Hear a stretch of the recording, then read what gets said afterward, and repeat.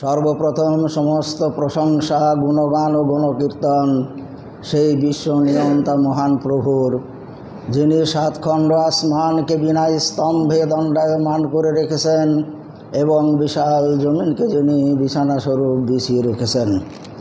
তার পরে পরে আকায় নামদার তাজেদারি মদিনা মুহাম্মাদুর রাসূলুল্লাহ সাল্লাল্লাহু আলাইহি ওয়াসাল্লাম পার হাজার হাজার দরুদ ও শান্তির সুধা বর্ষিত হোক। আমিন, আল্লাহুম্মা আমিন। আমি সূরা মুলকের দুটি আয়াত পাঠ করেছি, সেই আয়াতকে সামনে রেখেই সংক্ষিপ্ত আলোচনা রাখব ইনশাআল্লাহ। দুইটি আয়াতের একটাতে প্রশ্ন আছে আর একটাতে আছে উত্তর। কিয়ামত সম্পর্কে, কিয়ামতের আগের পরিবেশ পরিস্থিতি সম্পর্কে গত জুমাতে আলোচনা হয়েছিল। আজকেও কিয়ামতের পূর্বে সামাজিক অবস্থা, মুসলমানদের অবস্থা কেমন হবে, সেই সমস্ত বিষয়গুলো আল্লাহ রসুল তিরমিজি শরীফের একটা হাদিসে বলেছেন। সেই হাদিসটিও বর্ণনা করব আপনাদের সম্মুখে ইনশাআল্লাহ। কিয়ামতের সম্পর্কে আমরা আগে শুনেছি যে আদম আলাইহিসসালাম থেকে নিয়ে আমাদের শেষ নবী পর্যন্ত সমস্ত নবী এবং রাসূল তাদের উম্মতদেরকে কিয়ামত সম্পর্কে সতর্ক করেছেন। কিয়ামত সম্পর্কে সতর্ক করেছেন যে মানুষের এই পার্থিব জীবনই শেষ নয়, এখানে মৃত্যুর পরে তাদের আর একটা জগৎ আছে, সেটা হলো আখেরাত। তাই আখেরাতে কিয়ামতের দিনে সমস্ত মানুষ এবং জিন, অন্যান্য জীবজন্তু যারা জীবন নিয়ে পৃথিবীর বুকে এসেছে, সমস্ত কিছুর উত্থান হবে। কিয়ামতের ময়দানে সকলের বিচার হবে। তার মধ্যে জিন এবং ইনসান, জিন আর এই মানুষের বিচার হয়ে বিচারের পরে তাদের জান্নাত আর জাহান্নাম যে যে পর্যায়ের পড়বে আমল অনুযায়ী তাদেরকে সেই জায়গাতে পৌঁছে দেওয়া হবে। জিন এবং ইনসান ছাড়া আর যে সমস্ত জীব পৃথিবীতে এসেছে এবং চলে গেছে, গরু, বাছুর, ছাগল, ভেড়া, পশু পক্ষী, হিংস্র জন্তু, সমস্ত কিছুর বিচার হবে। ওদের বিচার হলো প্রতিশোধমূলক। মানুষ এবং জিন ছাড়া তাদের বিচার হবে প্রতিশোধমূলক। একটা গরু, সবল গরু দুর্বল গরুকে ঢিপ মেরেছে, ওই দুইজনার বিচার হবে কিয়ামতের ময়দানে। দুর্বলটাকে সবল করে দেওয়া হবে আর সবলটা দুর্বল হবে, ও যে পর্যায়ের মেরেছিল ঠিক সেইভাবেই ওকে মেরে শোধ নেবে। এইভাবে সমস্ত জীবজন্তুর প্রতিশোধমূলক বিচার হবে। হওয়ার পরে তাদের যখন বিচার সব শেষ হয়ে যাবে, জিন আর ইনসান বাকি থাকবে। ওই সময় আল্লাহ তাআলা তাদের উদ্দেশ্যে বলবে যে তোরা মাটি হয়ে যা, তোরা মাটি হয়ে যা। তো তখন আল্লাহর নির্দেশে এই দুটো জাতি ছাড়া তারা মাটির সঙ্গে মিশে যাবে। এবার জিন এবং ইনসান এরা স্বচক্ষে দেখতে পাবে, তাদের বিচার হলো। তারপরে আল্লাহ তাআলা নির্দেশ দিয়ে তাদেরকে সব মাটির সঙ্গে মিশিয়ে দিল, তাদের আর অস্তিত্ব থাকবে না।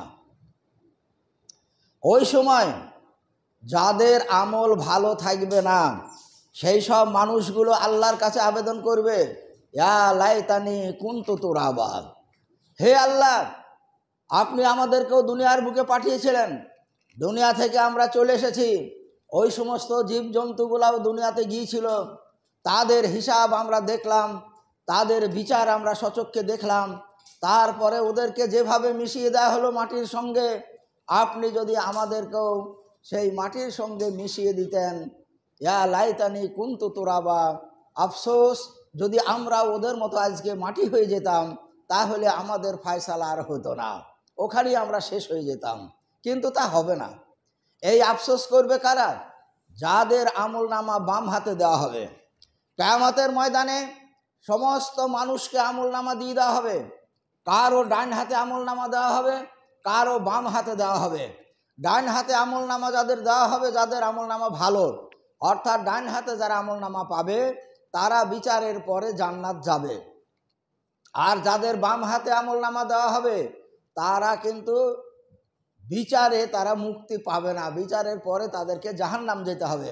ওইখানেই যারা চতুর তারা বুঝে নেবে যে আমার পরিণতি কি হবে, আমার কি হবে, তারা তখনই বুঝতে পারবে যখন আমলনামা হাতে দেওয়া হবে। আমলনামার বিস্তারিত ব্যাখ্যা আছে, তা অন্য সময় হবে। তো যাই হোক, কিয়ামতের ময়দানে এইভাবে বিচার হবে, মানুষের বিচার ওইভাবে হবে। যাদের ভালো আমল তাদের বিচার হবে, তাদেরকে জান্নাত পাঠিয়ে দেওয়া হবে। জান্নাত পাঠিয়ে দেওয়ার যে রাস্তা, সেই রাস্তাটা আবার খুব ভয়ঙ্কর। পুলসিরাত বলে আমরা যেটা শুনতে পাই, সেই পুলসিরাত অনেক লম্বা, আর সে বলছে খুর থেকেও ধার, তাতে সেই ধারালো রাস্তা অনেক দূর চলে গেছে, তার নিচে আছে জাহান্নাম। এইবার যখন জান্নাত পাঠিয়ে দেওয়া হবে, সবকে বলবে যাও তোমরা ওই রাস্তা দিয়ে পার হয়ে জান্নাত চলে যাও। তারা যাবে। যাদের আমল ভালো তারা মনে মনে ভয় পাবে না। আল্লাহ যখন বলেছেন আমাদেরকে এই রাস্তা দিয়ে যেতে হবে, তারা সেই রাস্তায় উঠবে আর বিদ্যুৎ গতিতে পার হয়ে চলে যাবে। আর যাদের আমল ভালো নেই তারাও সেই রাস্তায় উঠবে, আর যখন উঠার সময়তেই তারা মনে একটা আতঙ্ক হবে। অনেক কিছু দেখবেন খুব সাধারণ কাজ, কিন্তু যে কাজ করছে তার মনের মধ্যে যদি সেই কাজ সম্পর্কে আতঙ্ক থাকে, তাহলে কাজটা সঠিকভাবে করতে পারে না। তাই সেই ব্রিজে ওঠার সময়, পুলসিরাতে ওঠার সময় তার মনের মধ্যে একটা আতঙ্ক কাজ করবে, কি জানি পার হতে পারবো তো, এত বড় রাস্তা আর এই রকম সরু, এর উপর দিয়ে কীভাবে যাব। তাই টলতে টলতে কিন্তু চাপতেই হবে, উপায় নাই। তো তারা কেউ কিছু দূর যাবে, কেউ মধ্যখানে যাবে, কেউ আর একটু বেশি যাবে, আর ওই সব জায়গায় গিয়ে তারা কেটে কেটে পড়ে যাবে, আর যেতে পারবে না, তারা পার হতে পারবে না। আর যখন সেখান থেকে কেটে পড়বে নিচে জাহান্নাম, বলা হয়েছে 70 বছরকার রাস্তা, গভীর, সেখানে অতটা নিচে জাহান্নাম আছে। যখন পুলসিরাত থেকে কেটে পড়বে, আর নিচে আগেতে সেই কুয়া থাকতো, কুয়াতে বালতি পড়ে গেলে সেই কুয়া থেকে তোলার একটা যন্ত্র থাকতো, অনেকগুলো কাঁটা থাকতো, তাকে দড়ি দিয়ে নামিয়ে দিয়ে সে বালতি তাতে বাঁধিয়ে উঠে পড়তো। সেই রকম ধরনের কাঁটা সেই পুলসিরাতের নিচে সব লাগানো আছে। এখন বলা হচ্ছে যাদের আমল ঠিক নেই, যখন সেই পুলসিরাত থেকে কেটে পড়বে, তখন একটা কাঁটায় পড়বে, সে খানিকটা তার শরীর থেকে মাংস ছিঁড়ে নেবে, তারপরে গিয়ে আরেকটায় পড়বে, মানে পরপর সব টাঙানো রয়েছে, সেখানে আর খানিকটা ছিঁড়ে নেবে। তারপরে যখন জাহান্নাম পর্যন্ত পৌঁছাবে, তখন দেখা যাবে তার শরীরের শুধু হাড়গুলাই আছে, আর মাংস সব কেটে কেটে চলে গেছে। আর ওই কাঁটার বলা হচ্ছে এত বিষাক্ত, এত জ্বলন, যে তার শরীরে যখন একটুকু বিঁধবে, যদি স্বাভাবিক জীবন হতো তাহলে সেই জ্বলনেই তার প্রাণ নাশ হতো, সেই জ্বলনেই তার মৃত্যু হতো। সেই কাঁটাগুলো এত বিষাক্ত, আল্লাহ তাআলা সেখানে ঝুলিয়ে রাখবেন। তো সেই কাঁটাতে তার শরীরের মাংস প্রত্যেকটাই ধরতে ধরতে যাবে আর ছিঁড়তে ছিঁড়তে যাবে, কিন্তু সে তো মানে শূন্যের উপর থেকে পড়ছে, আর একবারে গভীর জাহান্নামের গভীরে গিয়ে পড়বে। তো এই আমলনামার পরে জান্নাত যাওয়ার রাস্তা, জান্নাত যাওয়ার ওই রাস্তায় সব কি চাপতে হবে, সে ভালো আমল হোক খারাপ হোক। ভালোরা পার হয়ে চলে যাবে আর খারাপরা পার হতে পারবে না। তাই সেই কিয়ামত সম্পর্কে আল্লাহর রাসূল যখন বললেন, তখন কিছু সংখ্যক লোক আল্লাহর রাসূলকে গিয়ে বললেন, ওয়ায়াকুলুনা মাতা হাযাল ওয়াদ ইন কুনতুম সাদিকিন। হে আল্লাহর রাসূল, এক গোষ্ঠী, কিছু সংখ্যক লোক তারা সমবেতভাবে আপোষে আলোচনা করে তারা আল্লাহর রাসূলের কাছে গেলেন, গিয়ে বলছেন ওয়ায়াকুলুনা, তারা সকলে মিলিতভাবে বলছেন আল্লাহর রাসূলকে, মাতা হাযাল ওয়াদ, হে আল্লাহর রাসূল, আপনি যে ওয়াদা দিচ্ছেন, আপনি যে কথা বলছেন যে একদিন কিয়ামত হবে, সেই কিয়ামতে আমাদের সকলের উত্থান হবে, আর সেই দিন আমাদের এই পার্থিব জীবনের সমস্ত কার্যাবলীর হিসাব নিকাশ হবে। তো এই কথা তো আদম আলাইহিস সালামও বলেছেন, তারপরে যত নবী এবং রাসূল দুনিয়ার বুকে এসেছেন, সমস্ত নবী রাসূলই সে কথা বলেছেন, আপনিও বলছেন সেই কথা। তো তাহলে আপনি যখন শেষ রাসূল, আপনি আমাদের মধ্যে রয়েছেন, আপনি আমাদের মধ্যে বিদ্যমান, আল্লাহ তাআলা আপনার উপরে ওহী নাযিল করেন, জিবরাইল আলাইহিস সালাম আপনার কাছে যাতায়াত করেন, তো আপনি বলুন সেই কিয়ামত কবে হবে? মাতা হাযাল ওয়াদ ইন কুনতুম সাদিকিন, যদি আপনি সত্যবাদী হন, আপনার কথার উপরে যদি আপনি সত্যবাদী হন, আপনার ওয়াদার উপরে যদি আপনি সত্যবাদী হন, তাহলে আপনি বলুন সেই কিয়ামত কবে হবে। আল্লাহ রাসূল নিজের পক্ষ থেকে কখনো কোনো কথা শরীয়তের ব্যাপারে বলেননি। তাই এত বড় প্রশ্নের সম্মুখীন যখন আল্লাহর রাসূল, তখন আল্লাহ তাআলা জিবরাইল আলাইহিস সালামের মাধ্যমে ওহী নাযিল করলেন এর উত্তরটা ওই আয়াতের পরের আয়াত। কুল, হে নবী তুমি বলে দাও ওই সমস্ত লোকগুলোকে, যে লোকেরা আপনার সম্মুখে প্রশ্ন তুলেছে যে কিয়ামত কবে হবে, তার ডেট তার তারিখ আমাদেরকে বলা হোক। তো তুমি সেই সমস্ত লোকগুলোকে বলে দাও, কুল ইন্নামাল ইলমু ইনদাল্লাহ, কিয়ামত হবে সত্য, কিয়ামতের ব্যাপারে কোনো রকমের সন্দেহ নেই। তার কারণ মানুষ যারা আল্লাহর প্রতি ঈমান এনেছে, আল্লাহ রাসূলের উপর ঈমান এনেছে, আখিরাতের প্রতি ঈমান এনেছে, কিয়ামতের প্রতি যাদের বিশ্বাস আছে, তারাই হলো মুসলমান। ফলে কিয়ামতের ব্যাপারে কোনো সন্দেহ নেই, কিয়ামত হবে। কিন্তু আল ইলমু ইনদাল্লাহ, কবে হবে, কত তারিখে হবে, আজ থেকে কতদিন পরে হবে, এই বিষয়টা সম্পূর্ণ আল্লাহ তাআলা নিজের কাছে রেখেছেন, কেউ জানে না। ওয়ানা নাযিরুম মুবিন, তাহলে আমাদেরকে কেন পাঠানো হয়েছে, নবী রাসূলদেরকে কেন পাঠানো হয়েছে? বলছেন আমরা হলাম প্রকাশ্য মানুষকে সতর্ক করার জন্য আল্লাহ আমাদের প্রেরণ করেছেন। জাহান্নাম সম্পর্কে মানুষকে ওয়াকিফাল করার জন্য, আখিরাত সম্পর্কে মানুষকে জ্ঞাত করার জন্য, এবং কিয়ামত সম্পর্কে মানুষকে ওয়াকিফাল করার জন্যই আল্লাহ তাআলা আমাদেরকে প্রেরণ করেছেন। তাই কিয়ামতে কি হবে, কেমন হবে, এই সমস্ত বিষয়গুলো নিয়ে আমরা মানুষকে সচেতন করার জন্যই আল্লাহ তাআলা আমাদেরকে দুনিয়ার বুকে যুগে যুগে পাঠিয়েছেন নবীদেরকে। কিন্তু কিয়ামত কবে হবে সে ডেট, সে ইলম, তার তারিখ আল্লাহ তাআলা কাউকেই বলেননি, তার নিজের কাছে রয়েছে। কিন্তু সেই কিয়ামত হওয়ার আগে দুনিয়ার মানুষের কিছু পরিবেশ পরিস্থিতির কিছু পরিবর্তন ঘটবে। সেইগুলো যখন তোমরা দেখতে পাবে, তখন তোমরা মনে করতে পারো যে কিয়ামত হয়তো আর খুব বেশি দেরি নাই, কিয়ামত হয়তো অনেকটা কাছেই এসেছে, এটা মনে করতে পারো। এই কথা বলতে গিয়ে আল্লাহ রাসূল বলছেন, ওয়ান আবি হুরায়রা ক্বালা রাসূলুল্লাহ সাল্লাল্লাহু আলাইহি ওয়াসাল্লাম বাদিরু বিল আমালি কাকিতাইল লাইলিল মুজলামি ওয়া ইউসবিহু রাজুলু মুমিনান ওয়া ইয়ামসি কাফিরান ওয়া ইয়ামসি মুমিনান ওয়া ইউসবিহু কাফিরান ওয়া ইয়াবিউ দীনাহু বিআরজি মিনাদ দুনিয়া। আবু হুরায়রা রাদিয়াল্লাহু তাআলা আনহু বর্ণনা করছেন, আল্লাহর রাসূল বলছেন বাদিরু বিল আমালি কাকিতাইল লাইলিল মুজলামি, তোমাদের আমল তোমরা তাড়াতাড়ি করো। মানুষের মনে মনে দেখবেন অনেক সময় যখন সে ফ্রি চিন্তা ভাবনা করে, যখন তার মন মেজাজ ফ্রি থাকে, মানে কোনো টেনশন নেই, কোনো ব্যস্ততা নেই, এই রকমভাবে যখন চিন্তা ভাবনা করে, তখন প্রতিটা মানুষের মনের মধ্যে কিছু ভালো কাজ করার ইচ্ছা উদয় হয়। এই কাজটা, নামাজ পড়াটা ভালো কাজ, করতে হবে। দান করাটা ভালো কাজ, অবশ্যই করতে হবে।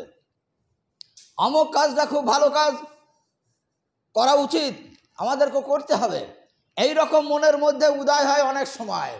আল্লাহর রাসূল সেই লোকগুলাকে বলছেন, যখন তোমাদের মনে কোনো ভালো কাজ করার ইচ্ছা যখন উদয় হচ্ছে, তখন বাদিরু বিল আমাল, তখনই সেই কাজটা করে ফেলো। নামাজ পড়া ভালো পড়তে হবে, আগামী রোজা থেকে ধরবো, আগামী শুক্রবার থেকে ধরবো, ইয়া নয়, এই অপেক্ষা তোমার করা যাবে না। তার কারণ আগামী শুক্রবার পর্যন্ত তোমার জীবন থাকবে কিনা সে গ্যারেন্টি তোমার কাছে নেই, আগামী রমজান পর্যন্ত তোমার জীবন থাকবে কিনা সে গ্যারেন্টি তোমার কাছে নেই। যখন তোমার মনের মধ্যে এই ভালো কাজগুলো করার ইচ্ছা উদয় হয়েছে, তখন থেকেই সে কাজগুলো করো, তখন থেকেই করো। বাদেরু, মোটেই দেরি করা চলবে না, তখন থেকেই কাজগুলো করো। কেন এত তাড়াতাড়ি করতে হবে তার ব্যাখ্যা দিচ্ছেন তারপরের কথায় গিয়ে, কাকিতাইল লাইলিল মুজলামে, কাকিতাইল লাইলিল মুজলামে, তোমাদের সামনে ব্যক্তিগত জীবনে পারিবারিক জীবনে, সামাজিক জীবনে এমন ফিতনা আসছে যে ফিতনায় তোমরা জর্জরিত হলে কোনো আমল করার সুযোগ তোমরা আর পাবে না। ব্যক্তিগত জীবনে সে তো ব্যক্তিগত হিসাবেই ভাবছিল এইসব কাজগুলো আমার করা উচিত, কিন্তু দেখা যাবে সে ব্যক্তিগত জীবনে এমন সমস্যার সম্মুখীন হলো, কি সামাজিক জীবনে এমন সমস্যার সম্মুখীন হলো, পারিবারিক জীবনে এমন সমস্যায় জড়িয়ে গেল যে তার ওই আমল করার মতন আর চিন্তা ভাবনাই তার করার সুযোগ হলো না। আমল করা তো দূরের কথা। তাই আল্লাহ রাসূল বলছেন এই রকম সমস্যার সম্মুখীন তোমাদেরকে হতে হবে। কাকিতাই লাইলের মুজলামে, আর তোমাদের সামনে অন্ধকারের মতো সমস্যা জর্জরিত পরিবেশ পরিস্থিতি তোমাদের সামনে ঘনিয়ে আসছে। সেই সমস্যা যখন সম্মুখীন তোমরা হবে, তোমাদের দ্বারাই আর কোনো কাজ করা সম্ভব হবে না। যেমন কোনো মানুষ কোনো অজানা রাস্তায় যাচ্ছে, এখন তার যেখানে যাবে নামটা জানে, কিন্তু যেখানে পৌঁছাবে তার রাস্তা জানা নেই। এখন রাত হয়ে গেছে, অন্ধকার রাত, রাস্তায় লোক নেই, সামনে 4-5টা রাস্তা চতুর্দিকে যাচ্ছে, সে কোন রাস্তায় যাবে সে নিজে আর সে সময় সে ঠিক করতে পারবে না। আর যদি জানা থাকতো, দিনের বেলায় হতো, তাহলে কাউকে জিজ্ঞাসা করে বা নিজে দেখি এই রাস্তা কোন দিকে যাচ্ছে, সেইভাবে যেতে পারত। তাই আল্লাহ রাসূল বলছেন তোমাদের সমস্যা ঠিক সামনে ওই রকম অন্ধকারের মতো আসবে, ভালো কাজের রাস্তা তোমরা আর খুঁজে পাবে না, ভালো কাজ করার সুযোগ তোমরা আর পাবে না। তো সেই পরিস্থিতির সম্মুখীন হওয়ার আগে আগে তোমরা ভালো কাজ যেগুলা ইচ্ছা করছো, মনের মধ্যে যা চাইছে সেগুলা তোমরা করে ফেলো, মোটেই দেরি করো না। এখন সেই সময়কার অন্ধকারাচ্ছন্ন পরিবেশ, তার ব্যাখ্যা আল্লাহ রাসূল দিচ্ছেন ওয়ায়ুসবিহু মুমিনান ওয়ায়ামসি কাফেরান। একটা মানুষ সকালবেলায় বাড়িতে যখন সে শয্যা ত্যাগ করছে, সকালে ঘুম থেকে যখন উঠছে, তখন আল্লাহর উপরে তার বিশ্বাস আছে, আল্লাহ একজন আছে, আল্লাহর রাসূল আছে, আখেরাত আছে, আমাদেরকেও মরতে হবে, আমাদেরকেও হিসাব দিতে হবে, এই সব জ্ঞান তার মাথায় টনটনে। এইবার সারাদিন সে কর্মক্ষেত্রে দুনিয়ায় ঘোরাফেরা করলো, কর্মক্ষেত্রে বিভিন্ন মানুষের সঙ্গে কথাবার্তা, বিভিন্ন মানুষের সঙ্গে তার আলাপ আলোচনা করে যখন সন্ধ্যার সময় ফিরে আসছে, ইয়ামসি কাফেরান, আর বিশ্বাস নাই আল্লাহর উপরে। সে লোকটা কাফের, সব কিছু তখন অস্বীকার করছে। তার কারণ দুনিয়ার কর্মক্ষেত্রগুলো, মানুষের সামাজিক অবস্থা এমন খোদাদ্রোহী হবে, এমন শরীয়ত বিরোধী হবে যে যেখানেই বসবে সেখানেই আলাপ আলোচনা সব শরীয়তের বাইরে, দুনিয়ামুখী আলোচনার সঙ্গে জড়িয়ে থাকতে থাকতে সারা দিন শেষে যখন বাড়ি আসছে, ওই লোকটার ঈমান হারিয়ে গেছে। ইয়ামসি কাফেরান, সন্ধ্যার সময় সে কাফের। ঠিক অনুরূপ ওয়ায়ামসি মুমিনান ওয়ায়ুসবিহু কাফেরান, একজন লোক সন্ধ্যার সময় যখন সে শয্যা গ্রহণ করছে, রাতে খেয়ে দিয়ে যখন শুচ্ছে, তখন আল্লাহর নাম নিয়ে শুচ্ছে, আল্লাহ রাসূলকে স্মরণ করছে, নিজের আমল সে নিজে চর্চা করছে, তারপরে সে বিছানায় শুলো, মানে পুরো আল্লাহর প্রতি বিশ্বাস আছে। ওয়ায়ুসবিহু কাফেরান, ওই লোকটা যখন শয্যা ত্যাগ করছে, বিছানা থেকে যখন উঠছে, তখন তার আর আল্লাহর প্রতি বিশ্বাস নাই। ইউসবিহু কাফেরান, তার সকাল হলো কাফের অবস্থায়। তাই আল্লাহ রাসূল বলছেন ওই সময় কাকিতাই লাইলিল মুজলাম যখন বলা হয়েছে, ওই সময়ের মানুষের ঈমান এত দ্রুত পরিবর্তন হবে যে সকালবেলায় কাফের, সন্ধ্যার সময় মুমিন, আবার সন্ধ্যার সময় মুমিন, সকালবেলায় কাফের। সকালে সন্ধ্যায় এত দ্রুত যাদের ঈমান যখন পরিবর্তন হবে, তোমরা জেনে নিও কিয়ামত আর খুব বেশি দেরি নাই। আর ওই সময় মুসলমানদের দুনিয়াবি জীবন খুব সুখের হবে না, খুব সুখের হবে না, নানানভাবে তারা সমস্যার জর্জরিত জীবনযাপন করবে। আর একটা হলো, খুব সংক্ষেপে তর্জমাটা বলে দিই, ওয়াবিউ আহাদুহুম দীনাহু বিআরজিম মিনাদ দুনিয়া। আর মানুষ, ইমানদার মানুষদের কথা বলা হয়েছে, যাদের ঈমান আছে, নাই তাদের তো নাই, তাদের ঈমানকে দুনিয়াবি সম্পদের বিনিময়ে বিক্রি করতে তারা একটুকু দ্বিধাবোধ করবে না। টাকার বিনিময়ে, অর্থের বিনিময়ে, সম্পদের বিনিময়ে তাদের ঈমানকে তারা বিক্রি করে দেবে। কারা? মুসলমানরা, যাদের ঈমান আছে তারা। কেমন করে? ধরে নেন, খুব সংক্ষেপে একটা উদাহরণ দিই। দুটো লোকে আমাদের এই পাড়াতেই ধরুন কোনো কারণে তাদের বিবাদ হয়েছে, কোনো জমি জায়গা নিয়ে হতে পারে, এমনি কোনো কারণে মারামারি হয়েছে, বিবাদ লেগেছে, মামলা করেছে, কোর্টে মামলা গিয়েছে। এখন যে জুলুম করেছে, যে অন্যায় করেছে, তার পয়সা আছে, আর একজনের উপরে জুলুম হয়েছে, সে কিন্তু অন্যায়ের পথে নাই। এখন কোর্টে যখন বিচার গেছে, যেরকম সাক্ষী দেবে সেই রকম তার ফয়সালা হবে। এখন তাকে উকিল বলেছে যে জুলুম করেছে, তুমি 3-4টে সাক্ষী নিয়ে এসো, আমি যা শিখিয়ে দেবো তারা সেটাকেই তাকে বলতে হবে। এইবার কিছু মুসলমান মানুষকে বলল, ভাই এই ব্যাপার, তোমাদেরকে গিয়ে কোর্টে সাক্ষী দিতে হবে। তাহলে আমরা তো দেখিনি, তোমাদের ঘটনা জানিও না, আমরা দেখেও না, আমরা ছিলামও না। তা তোমাকে কিছু দেখতেও হবে না, শুনতেও হবে না, আমার উকিল যা বলবে তোমরা হাকিমের সামনে সেই কথাগুলো বলবা। তোমাকে এত টাকা দেবো, 1000 করে টাকা দেওয়া হবে, এই কথাটা বলবা যে আমরা সেখানে দাঁড়িয়েছিলাম। উকিলকে যখন উকিলের কাছে যখন নিয়ে যাওয়া হলো, 1000 টাকার বিনিময়ে উকিল বলছে তোমাকে বলতে হবে আমি সেখানে দাঁড়িয়েছিলাম, আমার চোখের সামনেই ঘটনা ঘটলো, এই অন্যায় করেছে আর এই মাজলুম হয়েছে। তো 1000 টাকার বিনিময়ে সে কোর্টে উঠে হাকিমের সামনে উকিলের শেখানো কথা বলতে একটুকু বাজবে না, মনের মধ্যে কোনো দ্বিধা হবে না। আর দ্বিধা না হওয়ার কারণ হলো পয়সা।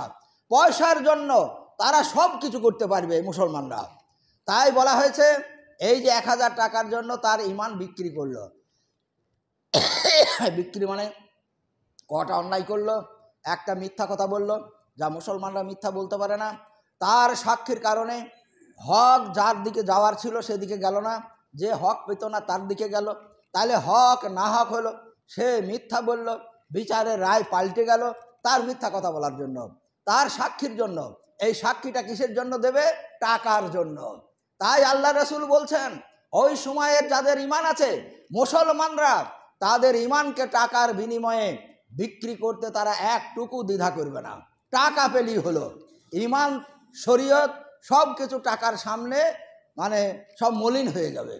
তো যখন মুসলমানরা শুধু টাকার পিছনে ছুটবে আর তাদের ঈমান টাকার সঙ্গে যখন বিনিময় হবে, সে সময় মুসলমানদের দুনিয়ার জীবন সুখের হবে না। আর তোমরা সে সময় জেনে নিও যে কিয়ামত অতি নিকটে। অতি নিকটে যখন মুসলমানদের এইরকম পরিবেশ পরিস্থিতি হবে, এগুলো আপনারা নিজে নিজেই নিজ নিজ সমাজে সবাই দেখতে পাচ্ছেন, কোনটা কত দূর আগিয়েছে কত দূর আগায়নি সেদিকে লক্ষ্য করে চলতে হবে। তো আল্লাহ রাসূল এগুলো বলেছেন তার উম্মতকে সতর্ক করার জন্য, যে তার উম্মত যাতে এই অর্থলোভী ঈমান ত্যাগী এইরকম যেন না হয়। তার কারণ এটা তাদের জন্য ভয়ঙ্কর জীবন, তাদের জীবনযাপন করতে হবে। তাই আল্লাহ রাসূল সতর্ক করেছেন, আমরাও সতর্ক থাকব।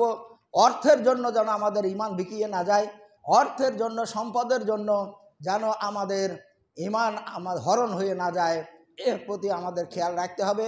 ঈমানের থেকে বড় সম্পদ মুমিনের কাছে ইহকাল এবং পরকালে ওর থেকে বড় সম্পদ আর কিছু নাই। তাই আল্লাহ তাআলা আমাদেরকে তৌফিক দান করুক যেন আমাদের ঈমানকে আমরা রক্ষা করে বাকি জীবন আমরা চলতে পারি। আমরা যেন অর্থের পিছনে ছুটতে গিয়ে নিজের ঈমানকে ত্যাগ না করি। আল্লাহ তাআলা সে তৌফিক আমাদেরকে দান করুক, আমিন। ইবাদুল্লাহ।